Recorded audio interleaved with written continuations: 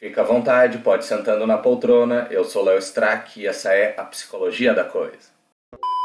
Se eu me lembro bem, a gente ficou com alguma pendência da semana passada, não foi? Tá, Léo, mas como que a gente pode trabalhar isso? Como é que eu vou ensinar meu filho, minha filha a lidar com a frustração? Essa não é uma pergunta fácil e eu vou aproveitar para me esquivar dela porque o nosso tempo está terminando. Se tu não viu o vídeo da semana passada, fica aqui a sugestão, mas ao mesmo tempo não é necessário ter visto o vídeo anterior para entender o que a gente vai falar no vídeo de hoje. No vídeo da semana passada a gente terminou com a pergunta: como ensinar os nossos filhos a lidar melhor com a frustração? Bom, e claro que antes de ensinar alguém alguma coisa, a gente tem que saber fazer aquilo nós mesmos. E para isso, o primeiro passo é entender qual o conceito de frustração. A frustração é a resposta emocional à oposição e está intimamente ligada às sensações de raiva, irritabilidade e decepção.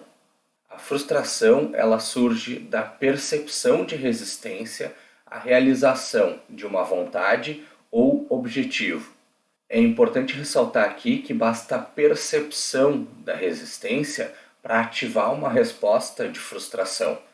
Essa resistência ela não necessariamente é real. Por exemplo, quando eu fico frustrado por ter perdido um jogo de cara ou coroa, mesmo sabendo que a moeda não caiu de propósito no lado oposto ao que eu escolhi. As causas para uma frustração podem ser divididas em dois tipos: as internas e as externas. Como o próprio nome diz, as causas internas são aquelas que têm origem em um fator interno nosso, como um desejo, uma vontade ou até uma necessidade fisiológica. Já as causas externas são aquelas que têm origem em um fator ambiental, um fator externo. Por exemplo, o clima, a reação de uma pessoa ou até mesmo o acaso da moeda cair do lado contrário ao que eu queria. Pessoalmente, eu não gosto dessa divisão, porque, como já disse o sábio Homer Simpson, a culpa é minha e eu coloco ela em quem eu quiser. Quando a gente divide as causas para uma frustração em internas e externas, a gente corre o grande risco de colocar a culpa em um fator externo, quando na verdade seria muito mais produtivo estar atento aos fatores internos que causaram aquela frustração. Por exemplo, eu posso colocar a culpa de acordar atrasado no despertador que tem um volume muito baixo e não considerar o fato de que eu ter ido dormir às 2 horas da manhã contribui para que eu não escute o despertador e acorde atrasado. Pessoalmente, eu prefiro pensar que toda frustração tem mais de uma causa e que, dentre essas causas, tem aquelas que estão sob nosso controle e aquelas que não estão. Mas, antes de pensar o que fazer com as causas da nossa frustração, a gente precisa entender que toda frustração ela é resultado de um desejo e de um processo. Afinal de contas, antes de alcançar ou não um objetivo, é necessário ter um objetivo, um desejo, e realizar ou não as ações com intenção de chegar naquele objetivo, o processo. Saber identificar o desejo e o processo relacionados a um objetivo frustrado é importante porque vão ser as causas daquela frustração que vão definir se a gente deve se concentrar no desejo ou no processo. Em outras palavras, ser capaz de afastar esse olhar do resultado, do objetivo, e voltar esse olhar para nós mesmos, para o desejo e para o processo, é essencial para saber lidar melhor com a frustração. De certa forma, o Homer estava certo. A culpa é minha e eu coloco ela em quem eu quiser. Agora, se essa frustração vai se tornar um problema recorrente na minha vida, vai depender muito de quem vai ser o alvo dessa culpa. Quando eu aceito e reconheço a minha parcela nessa frustração, eu também aceito e reconheço o meu poder de mudar como eu me sinto e até mesmo o ambiente ao meu redor. Outro problema muito comum quando a gente está falando em lidar com a frustração é se concentrar nas sensações que são resultado desse processo, na raiva, na irritabilidade e na decepção. E com isso, acabar esquecendo do que causou aquela frustração para início de conversa. É verdade que respirar fundo, contar até 10, acender um incenso, ajuda a lidar com a raiva. O problema é que a raiva é só um sintoma da frustração e não a causa. Tá, mas vamos lá. O que fazer quando a principal causa da minha frustração está sob o meu controle? O primeiro passo já foi feito, que é identificar que a causa daquela frustração está sob o meu controle e por isso pode ser modificada. Assumir a responsabilidade também é assumir o poder de mudança. Se eu quero ser reconhecido pelo meu chefe como uma pessoa que é boa no seu trabalho, ser um profissional dedicado, estar atento às minhas práticas diárias, aceitar desafios, são comportamentos que contribuem para que eu seja reconhecido. O velho ditado, vem fácil, vai fácil, nunca foi tão real quanto em terapia. Reconhecer que o que eu faço hoje está intimamente ligado à situação em que eu vou estar daqui a uma semana, um mês ou um ano, acaba sendo o segredo para lidar com a frustração quando a principal causa é um fator que está sob o nosso controle.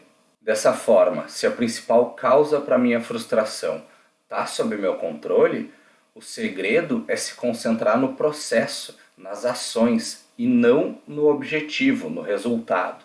Mas e quando a principal causa da minha frustração é algo que não está sob meu controle? Por exemplo, eu sou um profissional dedicado, eu aceito desafios e ainda assim o meu chefe demonstra um certo favoritismo em relação a outros colegas de trabalho. Nessa situação, a melhor estratégia para lidar com a frustração é repensar e reavaliar os meus objetivos.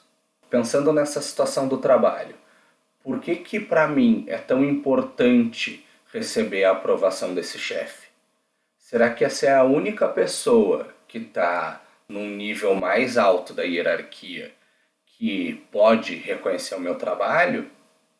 Será que o reconhecimento dos meus colegas, sejam eles no mesmo nível hierárquico ou mais baixo, também não é algo que pode me gerar prazer, que pode me gerar satisfação? Será que vale a pena eu ficar correndo atrás desse objetivo? Será que ele é um objetivo realista? Ter objetivos realistas é essencial para qualquer pessoa que quer lidar melhor com a frustração. Sonhar alto não é errado, mas ficar infeliz porque o mundo não é exatamente como eu quero também não é a receita certa para uma saúde mental boa. Sendo assim, quando a principal causa da minha frustração é algo que eu não tenho controle, a melhor estratégia é usar essa oportunidade para refletir e reavaliar os meus desejos e objetivos.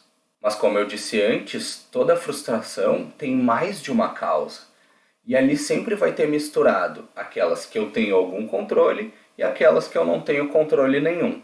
Um truque que eu gosto muito e que funciona em praticamente qualquer situação é aprender a tirar satisfação do processo e não do resultado. Ou seja, inserir o nosso desejo e objetivo na prática, fazer deles parte do processo. Eu sei, parece confuso, mas com esse exemplo vai ficar bem claro. Quem tu acha que tem mais chance de chegar no verão feliz e satisfeito com o seu próprio corpo? Uma pessoa que aprendeu a curtir a prática regular de exercício e que faz isso porque gosta, ou alguém que faz exercício a contragosto só para ter o que exibir na praia e receber a aprovação dos outros? Parece difícil, mas qualquer prática, qualquer processo pode ser também uma fonte de satisfação. Há pouco tempo atrás, a gente teve as Olimpíadas. Um atleta que, por exemplo, tirou 4º lugar na competição pode ficar frustrado porque não recebeu medalha ou pode ficar feliz por ter participado das Olimpíadas, ter chegado quase lá e usar isso como motivação para daqui a 4 anos estar no pódio e ganhar uma medalha olímpica. Curtir o processo não nos ajuda só a lidar melhor com a frustração, mas também nos ajuda a atingir o nosso objetivo em si, a alcançar o resultado desejado. Então, se tu quer ajudar alguém a lidar melhor com a frustração, seja um filho, uma filha ou tu mesmo, experimenta responder as seguintes perguntas. Quais são as principais causas da minha frustração? Pensando nas causas que estão sob meu controle, o que eu posso fazer hoje para evitar que essa frustração aconteça novamente no futuro? Pensando nas causas que não estão sob meu controle, como eu posso redefinir meus objetivos para que eles se tornem mais realistas e uma fonte de motivação para continuar buscando aquilo que eu quero? E agora, a carta na manga, como eu posso fazer para tirar mais satisfação do processo e não do resultado? Mas o nosso tempo está terminando, a gente fica por aqui. Se tu gostou do vídeo, compartilha, deixa um like. Se tu tem alguma sugestão de tema ou assunto que tu gostaria que eu tratasse num próximo vídeo, escreve aqui nos comentários. E hoje eu tenho um convite especial para te fazer. Se tem alguma situação que te gera uma frustração recorrente, escreve aqui nos comentários que a gente pode tentar juntos responder essas perguntas. Quem sabe não sai alguma coisa legal daí. Até mais.